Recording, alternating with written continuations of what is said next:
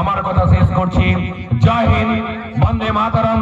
তৃণমূল কংগ্রেস জিন্দাবাদ, জননেত্রী মমতা বন্দ্যোপাধ্যায় জিন্দাবাদ, জননেতা শুভেন্দু অধিকারী জিন্দাবাদ, গোবিন্দপুর বুথ তৃণমূল কংগ্রেস জিন্দাবাদ।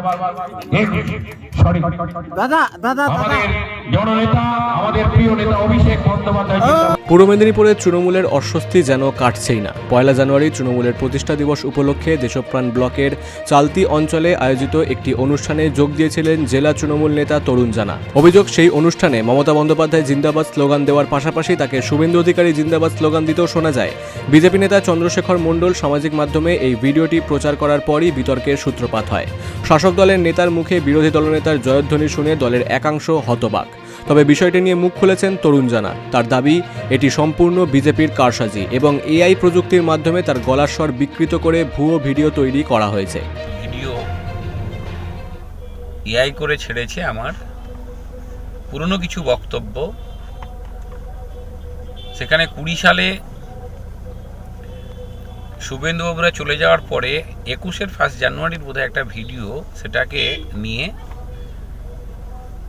সেটাকে এর মধ্যে বর্তমানে এআই করে একটা আমার বিরুদ্ধে একটা চক্রান্ত করছে। আমরা যারা তৃণমূল কংগ্রেসের সৈনিক, নেত্রী মমতা বন্দ্যোপাধ্যায়ের উন্নয়নকে সামনে রেখে তার নীতি আদর্শকে মাথায় নিয়ে আমরা সংগঠন করি, অভিষেক বন্দ্যোপাধ্যায়ের সেনাপতিত্বে আমরা লড়াই করি। 2021 সালে সারা বাংলা জুড়ে অভিষেক বন্দ্যোপাধ্যায় সংগঠনের সাধারণ সম্পাদক হিসাবে লড়াই সংগ্রামের মধ্য দিয়ে মমতা বন্দ্যোপাধ্যায় তৃতীয়বারের জন্য মুখ্যমন্ত্রী হয়েছেন। মমতা বন্দ্যোপাধ্যায়ের ছবি যেদিন থেকে সরেছে, এই গদ্দারদের তারা দিশেহারা হয়েছে।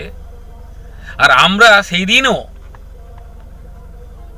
আমরা কিন্তু দলের সঙ্গে ছিলাম, দলের সঙ্গে আছি আর দলের সঙ্গে আগামীতে থাকব।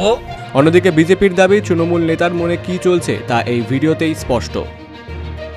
তৃণমূলের নেতা কর্মীরাও, এক শ্রেণীর নেতা কর্মীরাও সেটাই বুঝতে পেরেছেন। তাই তারা ভাবছেন যে ভোটের পরে তো সম্মাননীয় বিরোধী দলনেতার নামে জয়ধ্বনি দিতে হবে, তো তার আগে থেকেই তার পটভূমিকা প্রস্তুত করে রাখছেন। তরুণবাবুরা বুঝে গেছেন যে এই তৃণমূল বাংলায় আর ক্ষমতায় আসবে না, এই তৃণমূল বাংলায় আর সরকার গড়তে পারবে না। একটি ডুবে যাওয়া সরকার, আইসিইউতে চলে যাওয়া সরকার, একটা ফুটন্ত নৌকা, ডুবন্ত জাহাজে আর কেউ থাকতে চাইছে না। তাই তারা ঠিক করে নিয়েছেন যে এখন থেকেই সম্মাননীয় বিরোধী দলনেতার নামে জয়ধ্বনি দেওয়াটা একটু প্র্যাকটিস করি। কারণ কি 2026-এর নির্বাচনের পরে এমনিতেই তো জয়ধ্বনি দিতে হবে, তো তাই তার পটভূমিকা তৈরি করছেন তরুণবাবুরা। সব মিলিয়ে প্রতিষ্ঠা দিবসের আনন্দ ছাপিয়ে এখন কাঁথির রাজনীতিতে ভাইরাল ভিডিওই প্রধান আলোচনার বিষয় হয়ে দাঁড়িয়েছে।